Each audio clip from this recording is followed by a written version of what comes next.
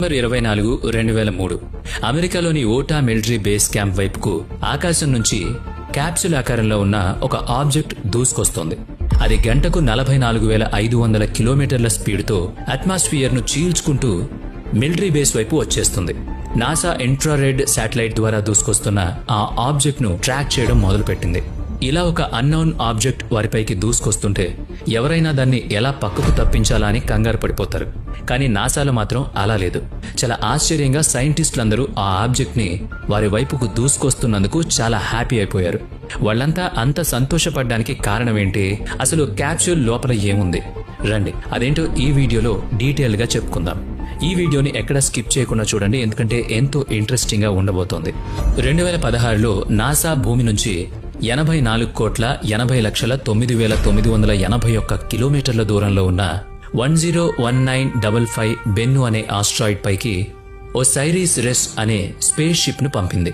ఈ సంవత్సరం అంటే 7 సంవత్సరాల తర్వాత ఆ స్పేస్ షిప్ ఆస్ట్రాయిడ్ ఉపరితలంపై ఉన్న శాంపిల్స్ ను తీసుకుని తిరిగి భూమికి వస్తోంది. అందుకే సైంటిస్టులు కంగారు పడకుండా హ్యాపీగా ఫీల్ అయ్యారన్నమాట. అసలు ఈ ఆస్ట్రాయిడ్ నే శాస్త్రవేత్తలు ప్రయోగానికి ఎందుకు ఎంచుకున్నారు?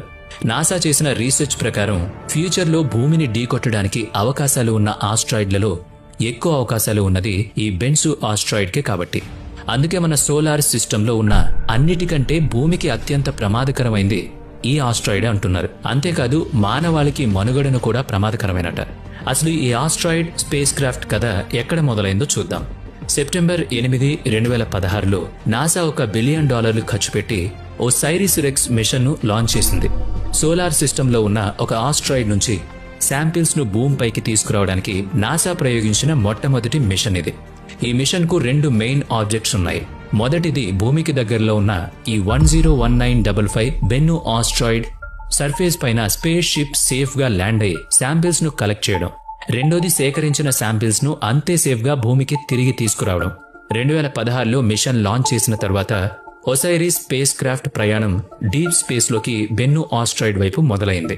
అలా ఎర్త్ కి మార్స్ కి మధ్యలో highly radiation, extreme cold and horrifying కండిషన్లలో డీప్ స్పేస్ జర్నీ 2 సంవత్సరాల పాటు జరిగింది. అలా ప్రయాణిస్తూ ఈ స్పేస్ క్రాఫ్ట్ డిసెంబర్ 3, 2018లో ఐఫిల్ టవర్ కంటే పొడవు 500 మీటర్ల వెడల్పున్న బెన్ను ఆస్ట్రాయిడ్ ఆర్బిట్ లోకి ప్రవేశించింది. అలా ఆర్బిట్ లో తిరుగుతూనే స్పేస్ క్రాఫ్ట్ లో ఉన్న డివైజెస్ స్పేస్ లో చుట్టుపక్కల ఉన్న ఆబ్జెక్ట్లను అబ్జర్వేషన్ చేయడం మొదలుపెట్టాయి.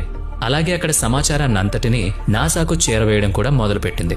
అలా 2019లో స్పేస్ క్రాఫ్ట్ పంపిన ఒక ఇన్ఫర్మేషన్ చూసిన నాసా సైంటిస్టులు చాలా ఆశ్చర్యపోయారు. అంతలా ఆశ్చర్యపరిచిన